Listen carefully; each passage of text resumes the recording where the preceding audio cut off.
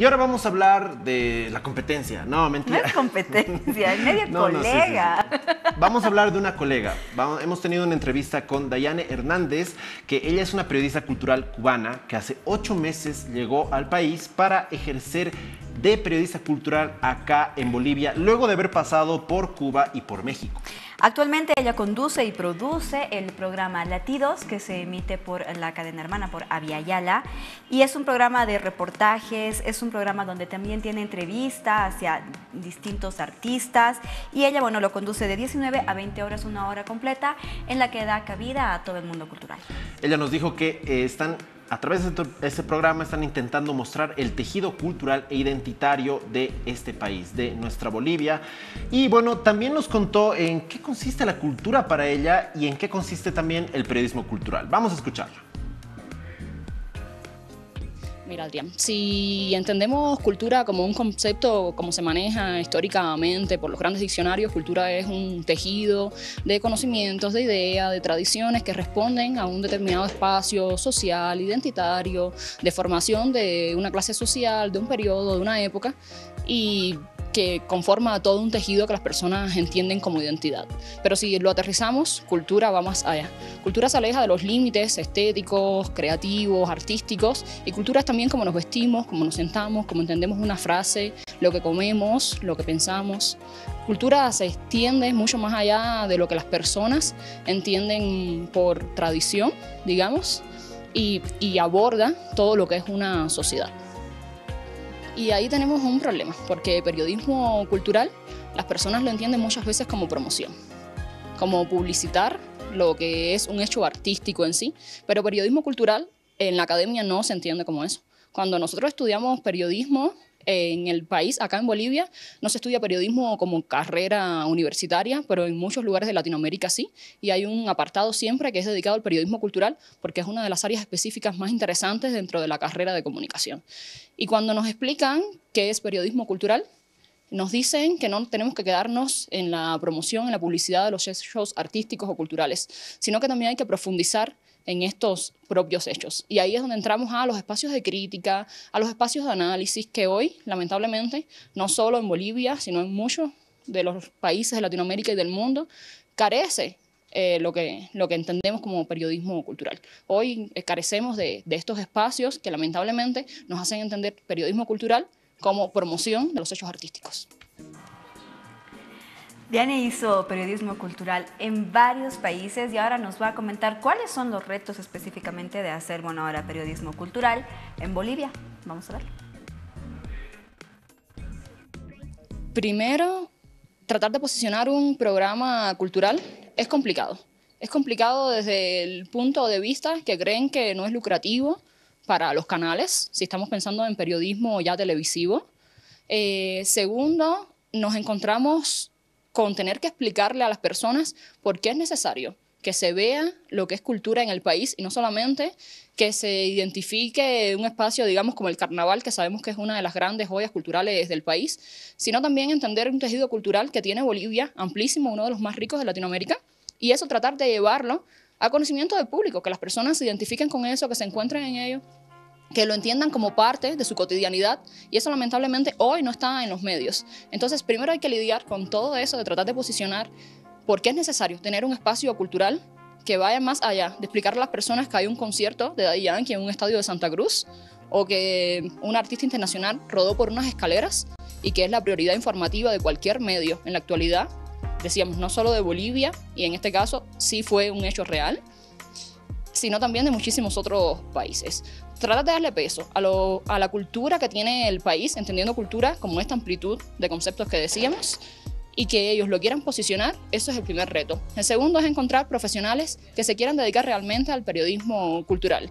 Profesionales preparados, además, porque hoy adolecemos de personas capaces de poder hacer una crítica en televisión, de poder analizar un hecho cultural a profundidad, de poder explicarle además a la gente, de comunicarle por qué es importante entender cultura desde otra perspectiva. Entonces, esos son los mayores retos que hoy hay para posicionar. Lo otro es no la cantidad, sino la calidad de los espacios culturales.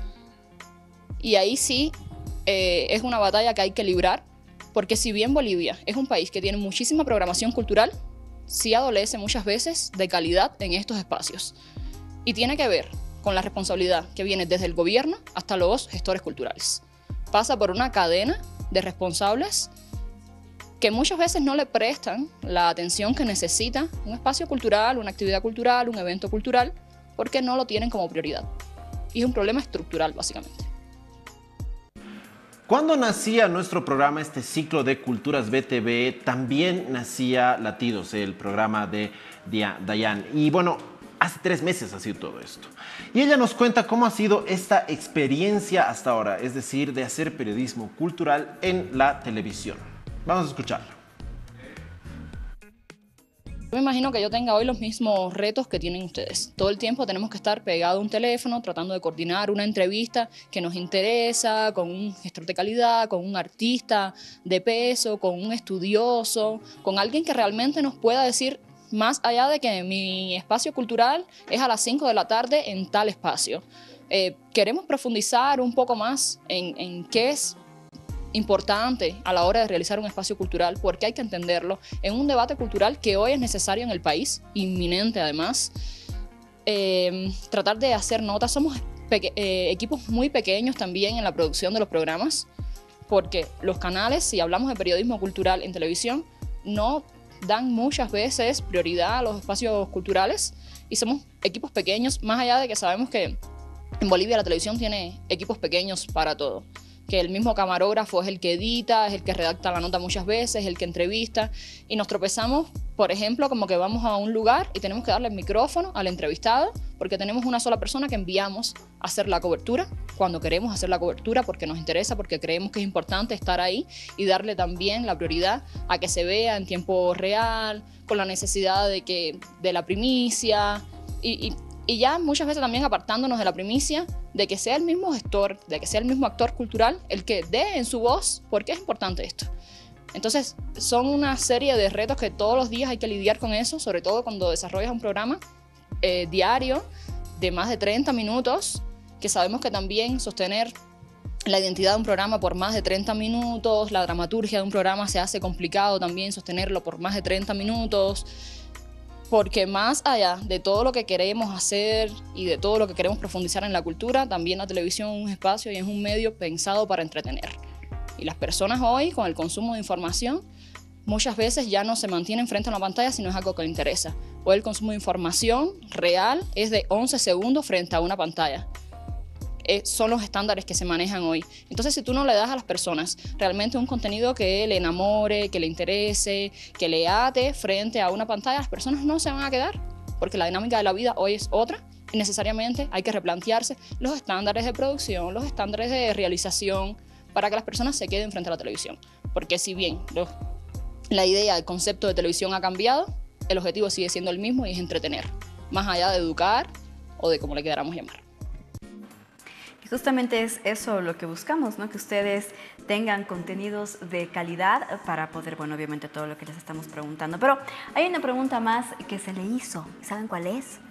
¿Qué hay de la audiencia de nuestros programas? Vamos a verlo. Mi programa, y sin ánimos de solo centrarme en el mío, pero es lo que más conozco, es un programa nuevo, es un programa que básicamente lleva 3 meses al aire. Acá en el país son muy caros los estudios de audiencia, por lo tanto, tu programa, como el mío, como todos, se lanzan sin un estudio de audiencia, básicamente a ciegas, y uno tiene que ir tanteando lo que hace. Y la temperatura te da a las personas que lo ven.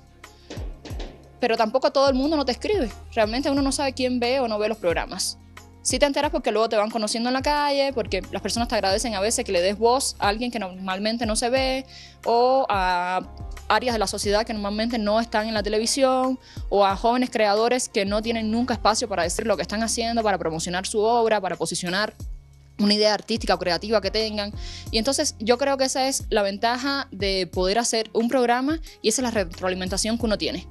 Que las mismas personas van y te agradecen cuando o las entrevistas o le das un espacio o le haces una cobertura, pero más allá, hoy no podemos hablar de una temperatura real porque no sabemos, y eso se mide con un estudio de audiencia y es real. No hay otra forma de medirlo, se mide con encuestas, más allá de lo que podamos saber o no de cuántas personas lo ven.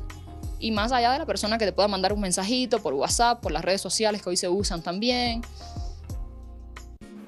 Agradecemos a Diane por haber estado con nosotros, por habernos hablado de todo esto. Muchos dirán, pero realmente, ¿por qué le has dado espacio a la competencia? Es que es lo que decía la Dani hace rato, no se trata de la competencia. Somos dos programas que estamos hablando de cultura y en el periodismo cultural, creo yo, no se trata tanto de la primicia, de yo tengo que sacar la primicia adelante, sino de que podamos agarrar lo que es este sector llamado el sector artístico-cultural y empezar a hablar de lo que hay ahí. Es la definición que nos decía el Miguel Vargas al principio. Se trata de hacer conocer a la gente de por qué les podría interesar tal obra, cuál es el trasfondo que tiene tal libro, qué es lo que hace tal artista y cómo se relaciona a nuestro día a día. Y yo creo que eso es un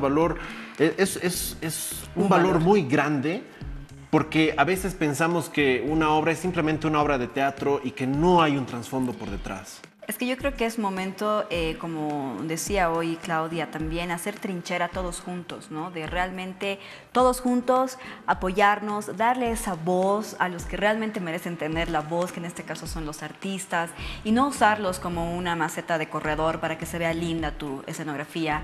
Invitas, sí, bueno, ¿qué tienes? Obra a tal hora, mañana, ya, gracias, ¿no? Sino es profundizar, es invitar al diálogo, a la conversación. Eso es lo que tanto se necesita, y no solamente desde un lugar, sino unirnos todos como esta trinchera, ¿no? Para poder entre todos darle muchísimo valor a lo que está pasando, que es el ámbito cultural, que lamentablemente, insisto, y lo digo casi todos los días porque es cierto, que tan afectado se ha visto, no solamente por lo de la pandemia, sino todos los últimos años, andamos en lo mismo con el caso de los artistas. Entonces, realmente merecemos ser escuchados y bien entrevistados. Y no solo eso, eso de darle valor a este sector, darle valor a las ideas que salen de este sector,